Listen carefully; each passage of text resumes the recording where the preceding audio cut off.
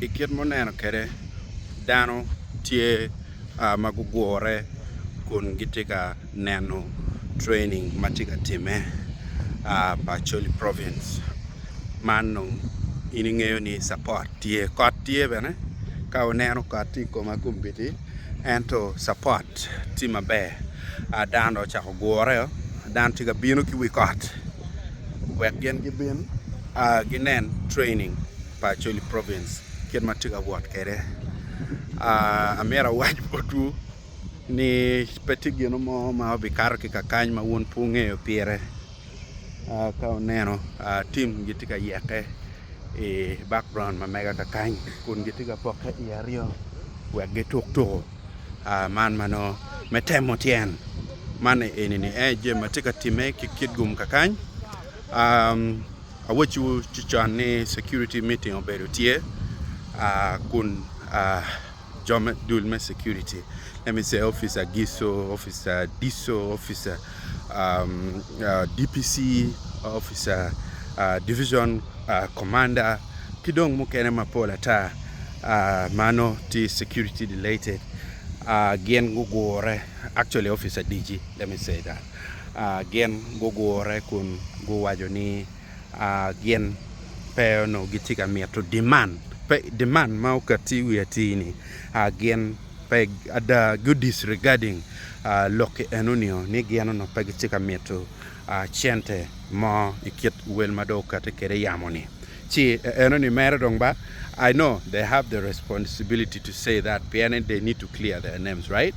Again of course no chamu kene ngarachel. If someone takes a responsibility metimu jem mukomano porwate always no penalty and lokeni jomukene ni weng gwak butimu gine enoni. So that is where I agree with them. Besides that, security make it gum kakany gen gitie kimiri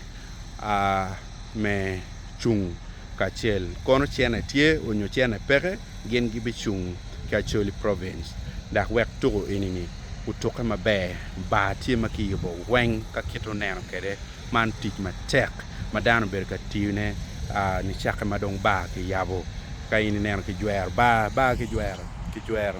mano no kama no gulat ma chok chamo kene bene romo wadwa lu ma no ngat moro bino bene dwara ye ento joma chon ki berka dealing kegi ma gen no ki berka meto we million abichel ena ye go weko tich enini utine mot dak bene frutine tien chi food so far so good. One wati mabe gino mo marach pe si amieta po wiwu ni luor modo bet pe lok moko lok char moko mano ki lok yamo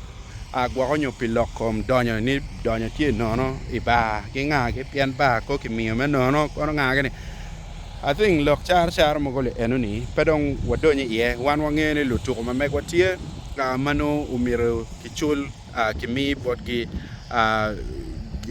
puaj mone manana pitoko mano gitoko chi bene kama gitika burie bene giburu no mir kichul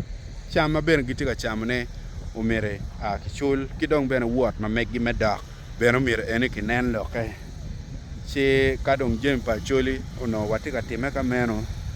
dong dak lit to twal dak rach chi anatam ni dano dong wajalo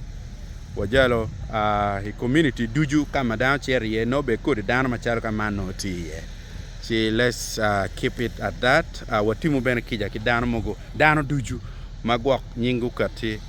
maraju i to Pacholi le ana poyo macher